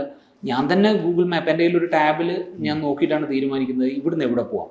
അങ്ങനെ നടത്തിയൊരു യാത്ര എന്ന് പറയുന്നത്, ഞാൻ ഇവിടുന്ന് നേരെ ബോംബെയിലേക്ക് പോകുന്നു. ബോംബെയിൽ നിന്ന് അതിനങ്ങനെ ഒരു നിശ്ചിതമായിട്ടുള്ളൊരു ട്രാവൽ പ്ലാൻ ഇല്ല. ഐ മീൻ ഇവിടുന്ന് ഫ്ലൈറ്റിനാണ് ബോംബെയിൽ പോയത്, പിന്നെ അവിടുന്ന് ട്രെയിനിന് പോകുന്നു, അത് കഴിഞ്ഞിട്ട് അവിടുന്ന് ഒരു ബസ്സിൽ പോകുന്നു. ഇങ്ങനെ പിടിച്ചിട്ട് ഞാൻ ഇവിടുന്ന് നേരെ പോയി ബോംബെയിലെത്തി. ബോംബെയിൽ നിന്ന് ഞാൻ ആദ്യം കൽക്കട്ട തീരുമാനിച്ചു. പിന്നെ അത് കൽക്കട്ട അത്രയും അങ്ങോട്ട് പോകാതെ വേറെ എങ്ങോട്ട് പോവാം എന്ന് നോക്കിയപ്പോഴാണ് ഗൂഗിൾ മാപ്പിൽ എന്നാൽ അഹമ്മദാബാദ് പിടിക്കാം. അങ്ങനെ നേരെ അഹമ്മദാബാദിൽ പോയി അവിടുന്ന് ഇനി അടുത്ത എങ്ങോട്ട് നോക്കി ഞാനിങ്ങനെ തപ്പിയപ്പോഴാണ് ഓക്കെ പോർബന്ദർ, ഗാന്ധിജി ജനിച്ച സ്ഥലം, പഠിക്കുമ്പോൾ കുറെ കേട്ടതാ, പോയി നോക്കാം. നേരെ പോർബന്ദറിലേക്ക് പോകുന്നു. അത് പേര് മാത്രമല്ല, ഞാൻ അത് മാപ്പിൽ നോക്കും. അവിടുത്തെ ജോഗ്രഫിയും മറ്റു കാര്യങ്ങളിൽ എന്തെങ്കിലുമൊക്കെ ഒരു എക്സൈറ്റ്മെന്റ് തോന്നിയാൽ ഞാൻ അങ്ങോട്ട് പോകും. അങ്ങനെ ട്രാവൽ ചെയ്ത് പോർബന്ദറിലെത്തുന്നു. പോർബന്ദറിൽ നിന്ന് ഗാന്ധിജിയുടെ വീടൊക്കെ കണ്ട് ഒരു 2 ദിവസം അവിടെ നിന്ന് ആ പരിസരങ്ങളിലൊക്കെ വെറുതെ നടക്കും. വൈകുന്നേരങ്ങളിൽ ഇങ്ങനെ നടന്ന് അവിടെ നിന്ന് നേരെ പിന്നെ ദ്വാരക പോകുന്നു. ദ്വാരകയിൽ നിന്ന് പോയി അവിടെ എത്തി നിൽക്കുമ്പോഴാണ് ഇനി എന്താ ഇവിടെ കാണാനുള്ളത് ദർശിക്കുമ്പോഴാണ് അമിതാഭ് ബച്ചൻ്റെ ഒരു പരസ്യം കാണുന്നത്. കച്ച് നഹി ദേഖാ തോ കുച്ച് നഹി ദേഖാ എന്ന് പറഞ്ഞിട്ട് ഒരു പരസ്യം, ഫേമസ് ആയിട്ടുള്ള ഒരു പരസ്യം. എന്നാൽ ശരി, എന്നാൽ കച്ച് കാണാം എന്ന് പറയുന്നത് നേരെ അവിടുന്ന് കച്ചിലേക്ക് പോകുന്നു. കറക്റ്റായിട്ട് ഞാൻ പോകുന്ന അന്ന് പൗർണമിയായിരുന്നു. അപ്പോൾ ആ സാൾട്ട് ഡെസേർട്ട് പൗർണമിയിൽ കാണാൻ ഭയങ്കര ഭംഗിയായിരുന്നു. ഫുൾ മൂണില് നമുക്ക് ഏക്കർ കണക്കിന് ലാൻഡ് രാത്രി എങ്ങനെ കാണാം വിജനമായിട്ട്. ആ വിഷ്വൽ ഒരിക്കലും നമുക്ക് ഒരു സിനിമയിൽ ക്യാപ്ചർ ചെയ്യാൻ പറ്റാത്ത, ഒരു ക്യാമറക്കും ക്യാപ്ചർ ചെയ്യാൻ പറ്റാത്ത വിഷ്വലാണ്. അപ്പോൾ ആ ട്രാവലൊക്കെ കഴിച്ച് തിരിച്ചു വന്നിട്ടാണ്, ഞാൻ ഓൾറെഡി സിനിമ കമ്മിറ്റ് ചെയ്തിട്ടാണ് ഈ ട്രാവൽ. തിരിച്ചു വന്ന് രഞ്ജിയേട്ടൻ്റെ അടുത്തുള്ള ഡിസ്കഷനിലാണ് രഞ്ജിയേട്ടൻ പറയുന്നത് ഗുജറാത്തിൽ ജീവിക്കുന്ന ഇന്നാൾ എന്ന് പറഞ്ഞ് ഇങ്ങനെ ഈ ക്യാരക്ടേഴ്സിൻ്റെ ഒക്കെ പേരുകൾ പറയാം. അപ്പോൾ ഞാൻ രഞ്ജിയേട്ടൻ ഞാൻ ഇപ്പോൾ ഗുജറാത്തിൽ പോയി വന്നേ ഉള്ളൂ, നീ ഇനി ഒന്നുകൂടെ പോകണം എന്ന് പറഞ്ഞിട്ടാണ് ഈ കഥ കേട്ടതിന് ശേഷം ഞാൻ വീണ്ടും ട്രാവൽ ചെയ്യുന്നത്. അതിനുശേഷമാണ് നമ്മളത് ആദ്യം ഗുജറാത്ത് ഡിസൈഡ് ചെയ്യുന്നു. പക്ഷെ ആ ലൊക്കേഷൻ കണ്ടുപിടിക്കാൻ ഞാൻ ഒരുപാട് കഷ്ടപ്പെട്ടിരുന്നു. കാരണം ആ സിനിമയുടെ ഒരു ചാലഞ്ച് എന്ന് പറയുന്നത്, അയവഞ്ഞാനില്ല എന്ന് പറയുന്ന സിനിമയുടെ ഒരു പ്രധാനപ്പെട്ട ഒരു ചാലഞ്ച്, അതിനകത്ത് ഈ പ്രകാശൻ എന്ന് പറയുന്ന പാച്ചു എന്ന് പറയുന്ന ഫഹദ് ചെയ്യുന്ന ക്യാരക്ടർ, അദ്ദേഹം ജീവിക്കുന്നത് ഗുജറാത്തിലാണ്. അവിടെ നിന്നും അദ്ദേഹം ഒരു ആവശ്യവുമായി ബന്ധപ്പെട്ടിട്ട് ബാംഗ്ലൂരിലേക്ക് ട്രാവൽ ചെയ്യുന്നു. തിരിച്ച് അദ്ദേഹം പോകുന്നത് വീണ്ടും ഗുജറാത്തിലേക്ക് തന്നെ. അപ്പോൾ ഇവിടെ ഒരു മലയാള സിനിമ, ഒരു മലയാളിയായിട്ടുള്ള ഒരു ക്യാരക്ടർ, അയാൾ ജീവിക്കുന്നത് ഗുജറാത്തിൽ, വരുന്നത് ബാംഗ്ലൂർ, തിരിച്ച് ട്രാവൽ ചെയ്യുന്നത് ഗുജറാത്തിലേക്ക്, കേരളത്തിലേക്ക് വരുന്ന പോലുമില്ല. അപ്പോൾ ഈ കഥയുടെ ഒരു ചാലഞ്ച് എന്ന് പറയുന്നത്, സാധാരണ നമ്മൾ ഒരു 3-4 നമുക്ക് കൃത്യമായിട്ട് സ്പെസിഫിക്കേഷനിൽ പറയാൻ പറ്റും സക്സസ്ഫുൾ ആയിട്ടുള്ള ഒരു ജോണേഴ്സ് ഏതാണ്, അതിൻ്റെ ഇമോഷൻസ് ഏതാണെന്ന് നമുക്ക് പറയാൻ പറ്റും. ഇപ്പോൾ കോമഡി, ത്രില്ലർ അല്ലെങ്കിൽ ലവ് എന്നൊക്കെ പറയുന്ന പോലെ നമുക്ക് പറയാം. പക്ഷെ ഇതിനകത്ത് ഒന്നും അങ്ങനെ ഫോക്കസ്ഡ് അല്ല. എന്നാൽ ഒരു ഘട്ടത്തിൽ ഈ ഫോർത്ത് വാൾ ബ്രേക്കിംഗ് എന്ന് പറയുന്ന പോലെ ഒരു പോകുന്നൊരു ഇതാണ്. അപ്പോൾ അത് തികച്ചും അതിനകത്ത് വേറൊരു തരത്തിലുള്ള എക്സ്പെരിമെന്റ് ഉണ്ട് അയാൾ ഞാനിൽ. അപ്പോൾ അത് എനിക്ക് ഭയങ്കര രസമായിരുന്നു, ചാലഞ്ചിങ്ങുമായിരുന്നു. അതിനകത്ത് എൻ്റെ ഫസ്റ്റ് ചാലഞ്ച് എന്ന് പറയുന്നത് അതായിരുന്നു. ഇദ്ദേഹം ജീവിക്കുന്ന പ്രകാശിൻ്റെ ആ ലോകം ഭയങ്കര മനോഹരമായിരിക്കും. എന്നാൽ മാത്രമേ അയാളെ തിരിച്ച് അവിടത്തേക്ക് ഒരു റീകോൾ ഉണ്ടാവുള്ളൂ. അവിടെ ഒരു പ്രണയമുണ്ട്. അപ്പൊ അതിനകത്തൊരു പറയുന്ന ഒരു ഡയലോഗ് ഉണ്ട്, നമുക്ക് ഇഷ്ടമുള്ള ആളുകൾ ജീവിക്കുന്ന സ്ഥലമല്ലേ നമ്മുടെ നാട് എന്ന് പറയുന്നത്. അത് ആ ഡയലോഗ് ബോധപൂർവം ചേർത്തതാണ്. കാരണം നമുക്ക് പ്രിയപ്പെട്ട ആളുകളുള്ള സ്ഥലമാണ് നമ്മുടെ നാട്, അല്ലാതെ ഞാൻ ജനിച്ച നാടല്ല എൻ്റെ പ്രിയപ്പെട്ട നാട് എന്നുള്ളൊരു കോൺസെപ്റ്റ് അതിനകത്ത് കൊണ്ടുവരും. അത് വെർബലി കൊണ്ടുവന്ന് കഴിയുമ്പോൾ പിന്നെ വിഷ്വലി കൊണ്ടുവരിക എന്നുള്ളതാണ് എൻ്റെ ആവശ്യം. അപ്പോൾ വീടായിട്ട് പാച്ചുവിൻ്റെ വീടായിട്ട് ഷൂട്ട് ചെയ്യുന്ന ലൊക്കേഷനിൽ നിന്നും 100 കിലോമീറ്റർ അപ്പുറത്താണ് പാച്ചു വീട്ടിൽ നിന്ന് ഇറങ്ങിയാൽ സൈക്കിളിൽ പോകുന്ന സ്ഥലം. ആ ലൊക്കേഷൻ്റെ ഓപ്പോസിറ്റ് സൈഡ് 100 കിലോമീറ്റർ ഇപ്പുറത്താണ് സൈക്കിൾ ചെന്നെത്തുന്ന സ്ഥലം. അങ്ങനെയാണ് ഞാൻ അതിൻ്റെ ലൊക്കേഷൻസ് പ്ലാൻ ചെയ്തത്. അപ്പോൾ ഭയങ്കരമായിട്ടുള്ള കാംഫുൾ ആയിട്ടുള്ള വിഷ്വലി ഭയങ്കര ഗ്രേസ്ഫുൾ ആയിട്ടുള്ള ഒരു സ്പേസിൽ ഞാൻ പ്രകാശനെ പ്ലേസ് ചെയ്യുകയും പ്രകാശിന്റെ ഈ പറയുന്ന വെർബൽ ഡയലോഗ്സിലൊക്കെ ഇങ്ങനെയുള്ള കാര്യങ്ങൾ കൊണ്ടുവന്നിട്ട് ഭയങ്കര ടോട്ടലി കയോസിക് ആയിട്ടുള്ള ഭയങ്കര കയോസ് ആയിട്ടുള്ള കൺജസ്റ്റഡ് ആയിട്ടുള്ള ഒരു സ്പേസിലാണ് ഞാൻ ബാംഗ്ലൂരിൽ ലൊക്കേഷൻ സെറ്റ് ചെയ്തത്. അവിടെ സൗണ്ട് വൈസും വിഷ്വലിയും ഒക്കെ, കാരണം ഭയങ്കര ട്രാഫിക്. ഞാനൊരു 4 കൂടി ഒരു ജംഗ്ഷനിലാണ്, ഒരു പോയിന്റിലാണ് ആ വീട് കണ്ടുപിടിച്ചത്. അതിന്റെ തൊട്ടിപ്പുറത്ത് ഒരു അമ്പലം, വണ്ടികൾ തുരുതുരാ പോവും, അമ്പലത്തിലുള്ള ബഹളം, ഇയാള് വന്ന് ഇറങ്ങുമ്പോൾ തന്നെ അവിടെ കൊട്ടും ബഹളവും. അപ്പൊ ഈ ക്രൗഡിൽ നിന്ന് അല്ലെങ്കിൽ ഈ ബഹളത്തിൽ നിന്ന് എത്രയും പെട്ടെന്ന് പ്രകാശം രക്ഷപ്പെടണമെന്ന് നമുക്ക് പ്രേക്ഷകനെ എന്താ പറയാ സബ്കോൺഷ്യസ്ലി അവരെ കൊണ്ടുവരിക എന്നുള്ള ഒരു പ്ലാൻ ഉണ്ടായിരുന്നു. അതായിരുന്നു ഞാൻ ഇതിൽ ചെയ്തത്. പിന്നെ ഇതൊക്കെ എന്താന്ന് പറയുക, നമ്മളുടെ ചില ശരികളാണ്. അത് ശരിയാണോ തെറ്റാണോ എന്നൊന്നും എനിക്കറിയില്ല. എനിക്ക് തോന്നുന്നതാണ് ഇങ്ങനെ പ്ലേസ് ചെയ്യണം എന്ന് തോന്നിയിട്ടാണ് അത് ചെയ്തത്. അത് കഴിഞ്ഞ് ഡിയർ ഫ്രണ്ട് വരുന്ന സമയത്ത് ആ കഥ നടക്കുന്നത് ബാംഗ്ലൂരാണ്. അതിനകത്തുള്ള ഒരു 80% ഇവന്റ്സും ട്രൂ ഇവന്റ്സ് ആണ്. അപ്പോൾ അതിനകത്ത് പിന്നെ എനിക്ക് അത്തരത്തിലുള്ള വേറെ ബുദ്ധിമുട്ടുകളൊന്നുമില്ല. വേറെ നമ്മൾ അധികം ട്രാവൽ ഇല്ല അതിനകത്ത്. ഒരു സീനിന് വേണ്ടിയിട്ട് മാത്രമാണ് നമ്മൾ കേരളത്തിൽ വരുന്നത്. ബാക്കിയെല്ലാം ബാംഗ്ലൂരാണ്. അപ്പോൾ ആ ബാംഗ്ലൂരിലുള്ള ലൈഫ് സെറ്റ് ചെയ്യുക എന്നുള്ളതും അതിനകത്ത് അതിൻ്റെ നെറേറ്റീവിൽ എന്ത് ഡിഫറൻസ് കൊണ്ടുവരിക എന്നുള്ളതായിരുന്നു എൻ്റെ ആലോചന മുഴുവൻ ഉണ്ടായിരുന്നത്. കാരണം അയാൾ ഞാനിൽ ചെയ്ത പോലുള്ള ഒരു എക്സ്പെരിമെന്റ് അല്ല. ഐ മീൻ ഈ എക്സ്പെരിമെന്റ് എന്നൊക്കെ പറയുമ്പോൾ തെറ്റിദ്ധരിക്കരുത്, ഞാൻ ഭയങ്കര പരീക്ഷണ സിനിമ അങ്ങനെയല്ല. ഞാനൊരു പഠിക്കുന്ന ഒരാളാണ്. സിനിമ ഞാൻ എവിടെയും അക്കാഡമിക്കായി പഠിച്ചു വന്ന ഒരാളല്ല. അപ്പൊ എൻ്റെ ശരിതെറ്റുകളാണ് എൻ്റെ എല്ലാ സിനിമകളും. അപ്പൊ അത് ഓരോ തവണയും ഞാൻ കറക്റ്റ് ചെയ്തിട്ടും ഓരോന്ന് ട്രൈ ചെയ്യുന്നതാണ് ഓരോ സിനിമയിൽ. അപ്പോൾ ഡിയർ ഫ്രണ്ടിൽ എനിക്ക് എൻ്റെ ഏറ്റവും സപ്പോർട്ടീവ് എന്ന് പറയുന്നത് ഷൈജു ഖാലിദും സമീർ താഹിറുമാണ്. അപ്പോൾ ഇവരുടെ അടുത്ത് സ്ക്രീൻ പ്ലേ ഡിസ്കഷൻ നടക്കുന്നു. ഒരു ഘട്ടത്തിൽ എൻ്റെ ഒരു ചാലഞ്ച് എന്ന് പറയുന്നത് ഇവർക്ക് എക്സൈറ്റിംഗ് ആയിട്ടുള്ള കാര്യങ്ങൾ അതിനകത്ത് സംഭവിക്കണം എന്നുള്ളതാണ്. അപ്പോൾ അത് കഴിഞ്ഞ് ഷൈജുവിനെ പോലുള്ളൊരു സിനിമാറ്റോഗ്രാഫർ എനിക്ക് കിട്ടുന്ന സമയത്ത് ഇതിൻ്റെ പല കാര്യങ്ങളിലും എനിക്ക് ഭാരം കുറവാണ്. ഐ മീൻ അതിനകത്ത് അത് എക്സിക്യൂട്ട് ചെയ്യുന്നത്. കാരണം ഇവർ തന്നെയാണ് പ്രൊഡ്യൂസർ സൈഡിൽ, പ്രൊഡക്ഷൻ സൈഡിലുള്ളത്. ആശു ഉസ്മാനുണ്ട്. അപ്പോൾ എനിക്ക് ബാക്കി കാര്യങ്ങൾ ഇതിനകത്ത് ഏതൊക്കെ രീതിയിൽ സബ് ടെക്സ്റ്റുകൾ ഉണ്ടാക്കാം എന്നുള്ളതാണ് എൻ്റെ ആലോചന ഉണ്ടായിരുന്നത്. അപ്പോൾ ആ സ്ക്രീൻ പ്ലേ എഴുതുന്ന സമയത്ത് തന്നെ നമുക്ക് ഒരു ചാലഞ്ചിങ് ആയിട്ടുള്ള ഒരു കാര്യം, വിനോദ് എന്ന് പറയുന്ന ടൊവിനോ ചെയ്യുന്ന ക്യാരക്ടർ അല്ല ഇതിനകത്തുള്ള പ്രൊട്ടോഗണിസ്റ്റ് എന്നുള്ള ഒരു തീരുമാനം എത്തുന്ന ഒരു സ്ഥലമാണ്. എന്നാൽ സിനിമ കാണുന്ന ഒരാൾക്ക് വിനോദാണ് അതിനകത്തുള്ള ഹീറോ എന്ന് തോന്നും. പക്ഷെ ശരിക്കും ഒരു ജന്നത്തിന്റെ കഥയിലാണ് ഞങ്ങൾ എഴുതാൻ തുടങ്ങിയത്. ഞാൻ എൻ്റെ റൈറ്റേഴ്സിന് ഞാൻ കൊടുത്തൊരു ഗൈഡൻസ് എന്ന് പറയുന്നത്, ജന്നത്ത് സൈക്കോളജിസ്റ്റ് ആണ്. അവൾ വിചാരിക്കുന്നത് അവൾക്ക് എല്ലാവരെയും അറിയാം. ഏറ്റവും അടുത്ത കൂട്ടുകാരൻ അല്ലെങ്കിൽ എല്ലാം ഷെയർ ചെയ്യുന്ന ഏറ്റവും വിശ്വസിച്ച ഒരാള് മനസ്സിലാക്കാൻ പറ്റാതെ പോയൊരു സൈക്കോളജിസ്റ്റിന്റെ വീഴ്ചയാണ് ആ കഥ. ഒരു ടെക്സ്റ്റ് നോക്കുകയാണെങ്കിൽ മറ്റൊരു ടെക്സ്റ്റിൽ സൗഹൃദങ്ങളാണ്. ശ്യാമിലൂടെ നമുക്ക് ഈ കഥ വായിക്കാൻ പറ്റും. അങ്ങനെ ഓരോ ലെയറിലും. അപ്പൊ ഈ ലെയറുകളൊക്കെ തന്നെയും ഇതിന്റെ നെറേറ്റീവിലും ഇതിന്റെ ഷോർട്സിലും ഒക്കെ കൊണ്ടുവരാൻ ഞാൻ ട്രൈ ചെയ്തിട്ടുണ്ട്. ആ ട്രൈ ചെയ്തതാണ് ഞാൻ പറഞ്ഞത്. ഒരുപക്ഷെ ഇനിയും കുറച്ചുകൂടെ കഴിയുമ്പോഴായിരിക്കും അതിനെ ഞാൻ കണ്ട കാര്യങ്ങൾ പലരും അല്ലെങ്കിൽ ഞാൻ അതിനകത്ത് കാണിച്ച കാര്യങ്ങൾ പലരും പിന്നീടായിരിക്കും ചിലപ്പോൾ ഒരു പരിധിവരെയൊക്കെ ഈ പടം ഇറങ്ങി 1 വർഷം കഴിഞ്ഞപ്പോൾ എനിക്ക് ചില റീഡിങ്സ് കാണുമ്പോൾ എനിക്ക് സന്തോഷമുണ്ട്. ഒരുപാട് അനാലിസിസ് ഒക്കെ ഇത് കാണുന്നുണ്ടല്ലോ അല്ലെങ്കിൽ ഇതിലേക്ക് എത്തിയല്ലോ എന്ന് ഇനിയും എത്താനുണ്ട് എന്നുള്ളത് കൊണ്ടാണ് ഞാൻ പറയുന്നത് കുറേയും കൂടെ കഴിയുമ്പോൾ ആ സിനിമ വേറൊരു രീതിയിൽ റീഡ് ചെയ്യപ്പെടാം. പവി കെയർടേക്കർ ചെയ്യുന്ന സമയത്ത് എനിക്ക് ഇതിനകത്ത് ആദ്യം ഈ കഥ പറയുമ്പോൾ ഇതൊരു എറണാകുളം സിറ്റിയിലുള്ള ഒരു ഫ്ലാറ്റും അദ്ദേഹം ആ ഫ്ലാറ്റിലെ കെയർടേക്കറും സെക്യൂരിറ്റിയും ആയിട്ടുള്ള ആള് താമസിക്കുന്ന ഒരു വീടും. ഇത് രണ്ടും ഒരു ജോഗ്രഫിക്കലി ഒരു ടൗൺഷിപ്പിന്റെ അകത്ത് നിൽക്കുന്ന ഒരു സ്പേസ് ആയിട്ടായിരുന്നു നമ്മുടെ സ്ക്രീൻ പ്ലേയുടെ ഒരു ഘട്ടം വരയ്ക്കുക. അപ്പോൾ ഒരു ദിവസമാണ് എനിക്കിത് ഒരു പുഴയുടെ അപ്പുറത്തും ഇപ്പുറത്തും ആയാലും എങ്ങനെയുണ്ടാവും അതിനകത്ത് ആ തോട്ട് ഉണ്ടായത്. എനിക്ക് ഭയങ്കര ഈ സിനിമ നിങ്ങൾക്ക് കാണുമ്പോൾ മനസ്സിലാവും അത് ഭയങ്കര ആഡഡ് അഡ്വാൻറ്റേജ് ആയിരുന്നു ഈ സിനിമയ്ക്ക്, കഥാപരമായിട്ടും അതിൻ്റെ ലോജിക്കൽ വൈസും വിഷ്വൽ വൈസും എല്ലാം. അത് ഈ പുഴയുടെ ഇക്കരെ വേറൊരു മനുഷ്യനും അക്കരെ വേറൊരു മനുഷ്യനുമായിട്ട് അയാൾ മാറുന്നുണ്ട് രണ്ട് ഇതിൽ. അത് ഒരുപക്ഷെ അത് നിങ്ങൾക്ക് ഫോഴ്സ്ഫുള്ളി അത് മനസ്സിലാവില്ല. ഐ മീൻ ഞാനത് ഫോഴ്സ്ഫുള്ളി കൊണ്ടുവന്നതല്ല, പക്ഷെ അത് ഭയങ്കര രസമായിട്ട് ബ്ലെൻഡ് ആയിട്ടുണ്ട് ആ സിനിമയിൽ. അപ്പം ഇത്തരത്തിൽ നമ്മുടെ ആ സ്ക്രിപ്റ്റ് ഉള്ള ഒരു പ്രോഗ്രഷൻ സ്റ്റേജിൽ എപ്പോഴൊക്കെയാണ് ഇതിൻ്റെ ഒരു ജോഗ്രഫിയും അല്ലെങ്കിൽ ഈ പറയുന്ന എങ്ങനെ ഇതിനൊരു നെറേറ്റീവ് ഉണ്ടാക്കണമെന്ന് തീരുമാനിക്കുന്നത്.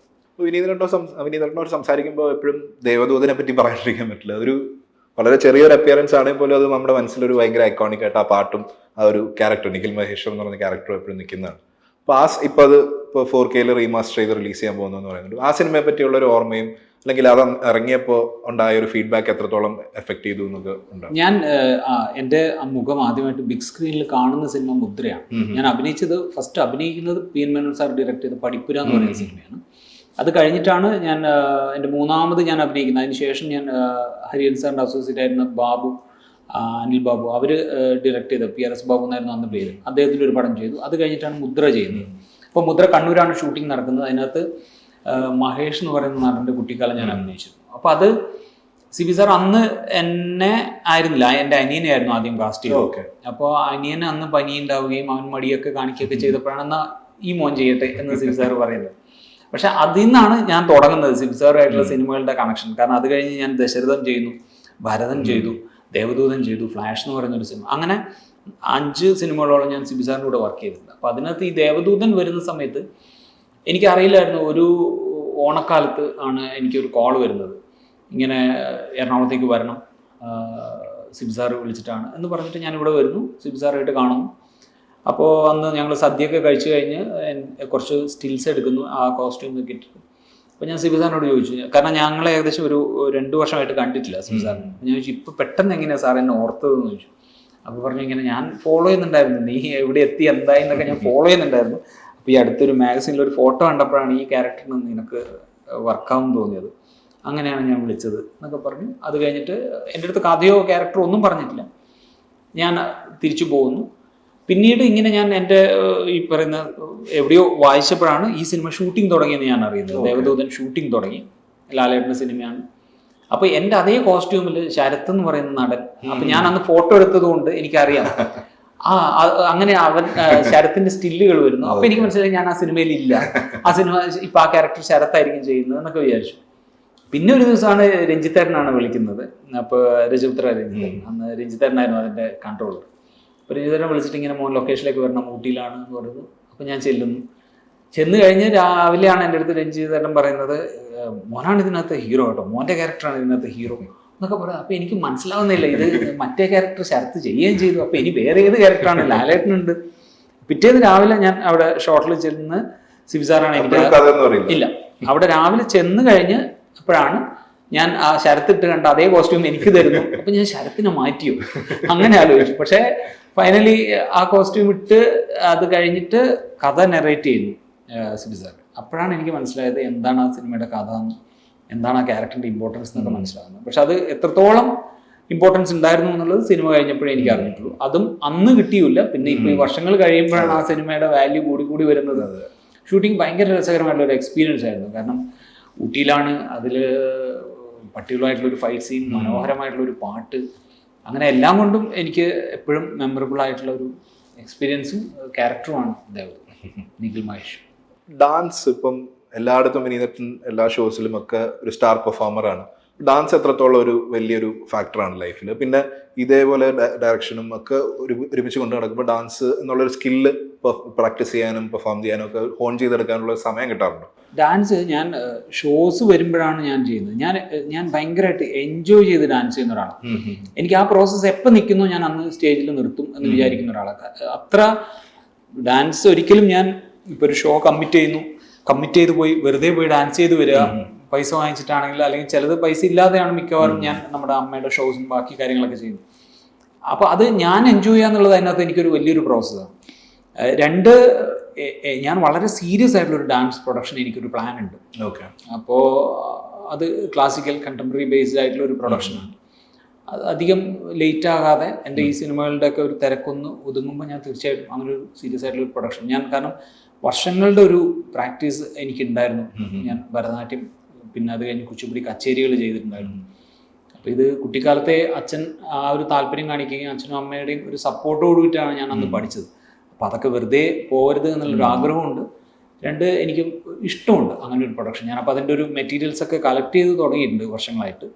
അതൊക്കെ കൂടെ ഒരു സമയം കണ്ടെത്തി പുറത്തോട്ട് വരും.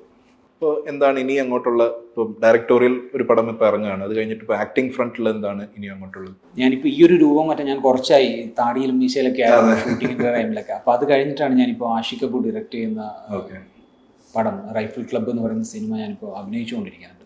അപ്പോൾ ഇൻ ബിറ്റ്വീൻ ഞാൻ നമ്മുടെ പവി കെയർടേക്കറിൻ്റെ ഷൂട്ടിൻ്റെ ഇടയിൽ എനിക്ക് 2-3 സിനിമകളിൽ നല്ല ക്യാരക്ടേഴ്സ് ചെയ്യാനുള്ള കോൾ ഉണ്ടായിരുന്നു. പക്ഷെ അതൊന്നും ആ സമയത്ത് ചെയ്യാൻ പറ്റിയില്ല. അപ്പോൾ അത് കഴിഞ്ഞിട്ടാണ് ഇപ്പോൾ ഈ പടം ഫസ്റ്റ് കോപ്പി ആയതിനു ശേഷമാണ് എനിക്ക് ഇങ്ങനൊരു ക്യാരക്ടറിനെ കുറിച്ച് ഞങ്ങൾ ഡിസ്കസ് ചെയ്യുന്നത്. അപ്പോൾ എനിക്കത് ഭയങ്കര ഇൻട്രസ്റ്റിംഗ് ആയിട്ട് തോന്നി. ആ ക്യാരക്ടർ, ആ സിനിമയും ഭയങ്കര ഒരു ഓൾ സ്റ്റാർ കാസ്റ്റ് ആണ്, പ്രോമിസിങ് പ്രൊജക്റ്റാണ്.